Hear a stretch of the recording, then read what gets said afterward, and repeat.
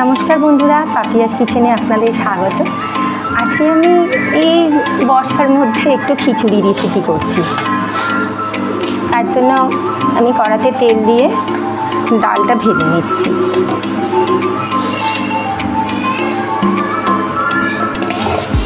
আমি ডালটা আগে থেকে দিয়েই দিয়েছিলাম, ওটা আমার সিদ্ধ হচ্ছে। এবার ডালটা ভেজে দিয়ে দেবো। আমি গোবিন্দভোগ চালে করিনি, এমনি ভাতের চালে করছি। ডালটা আমাদের ভাজা হয়ে গেছে, আমি এবার এটা হাঁড়িতে দিয়ে দেবো। এবার কড়াতে আবার সর্ষের তেল দিয়ে দিলাম, আলুগুলো ভেজে নেব। আমার ঘরে একটু গাজর ছিল, ওটাও আমি খিচুড়িতে দিয়ে দিচ্ছি।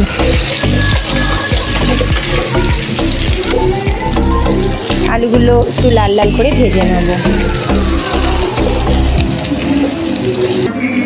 আলুগুলো আমাদের ভাজা হয়ে গেছে, তুলে নিচ্ছি। এবার পেঁয়াজগুলো ভেজে নিচ্ছি।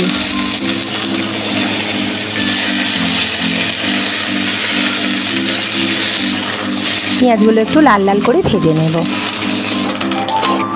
পেঁয়াজটা আমাদের ভাজা হয়ে গেছে, এবারে আমি তুলে নেব। কড়াতে আবার তেল দিয়ে দিচ্ছি। এবার একটু পাঁচফোড়ন দিলাম, কটা কাঁচা লঙ্কা দিচ্ছি চেরা। ফোড়নটা আমাদের হয়ে গেছে, এবার ওতে আমার বেটে রাখা মশলাটা, আদা রসুন শুকনো লঙ্কা টমেটো আর জিরে বাটা এর মধ্যে পেস্ট করা আছে। এবার ভালো করে এটাকে কষাবো। মশলাটা আমাদের কষা হয়ে গেছে, বেশি যাতে না আবার পুড়ে যায়। এবারে গুঁড়ো মশলাটা আমি একটু জলে গুঁড়ে রেখেছি, হলুদ আর জিরে একটুখানি গুলে রেখেছি, ওটা এবারে এতে দিয়ে দেবো। এটা দিয়ে এবার কিছুক্ষণ কষাতে থাকবো, যতক্ষণ না তেল ছেড়ে আসছে। মশলাটা কষাতে কষাতে এবারে আমি আন্দাজ মতো নুন, এবার অল্প একটু চিনি দিয়ে দেব। চিনি দিলে একটু টেস্টও হয় আর কালারটাও ঠিকঠাক আসে। এবার আর একটু কষিয়ে নেব।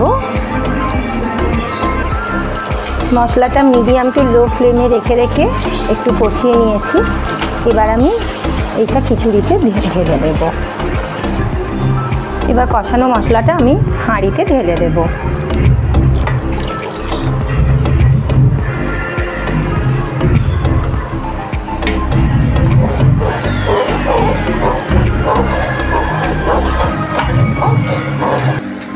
খিচুড়িটা ফুটে গেছে, নামানোর আগে ওপর থেকে একটু কাঁচা লঙ্কা ছড়িয়ে দেব। কাঁচা লঙ্কা আর গরম মশলা দিয়ে দেব।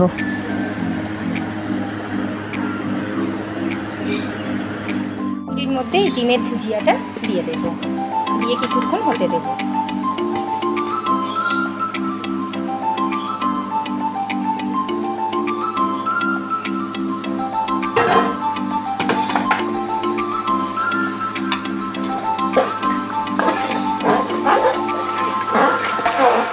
রেডি আমাদের খিচুড়ি।